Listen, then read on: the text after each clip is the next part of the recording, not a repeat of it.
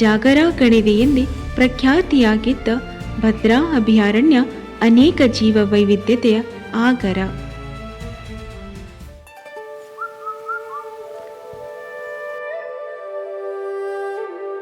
ನಮ್ಮ ಕುವೆಂಪು ವಿಶ್ವವಿದ್ಯಾನಿಲಯದಲ್ಲಿ ವನ್ಯಜೀವಿ ಮತ್ತು ನಿರ್ವಹಣೆ ವಿಭಾಗವು ಪ್ರಾರಂಭವಾಗಿದ್ದು 2003ನೇ ಇಸ್ವಿಯಲ್ಲಿ.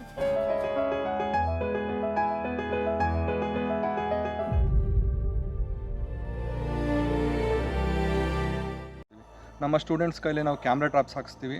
ವೀಕ್ಲಿ ಒನ್ಸ್ ನಾವು ಅದನ್ನು ರೊಟೇಷನ್ ಮಾಡಿಸ್ತಿರ್ಬೇಕಾದ್ರೆ ನಮಗೆ ಎಲ್ಲ ಅನಿಮಲ್ಸು ಕೂಡ ಸೈಟ್ ಆಗ್ತಿದೆ. ಜೀವ ವೈವಿಧ್ಯತೆಗೆ ಹೊಂದಿಕೊಂಡು ಅನೇಕ ವನ್ಯಜೀವಿಗಳು ಇಲ್ಲಿ ಸಹಬಾಳ್ವೆ ನಡೆಸುತ್ತಿವೆ.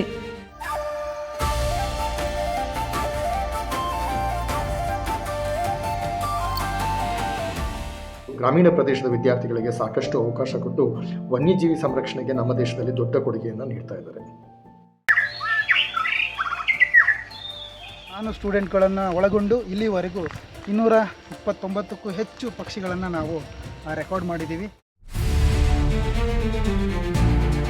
ಪ್ರತಿ ವರ್ಷ ಅಕ್ಟೋಬರ್ ಮೊದಲ ವಾರದಂದು ವನ್ಯಜೀವಿ ಸಪ್ತಾಹವನ್ನು ವಿಜೃಂಭಣೆಯಿಂದ ಆಚರಿಸಲಾಗುತ್ತದೆ.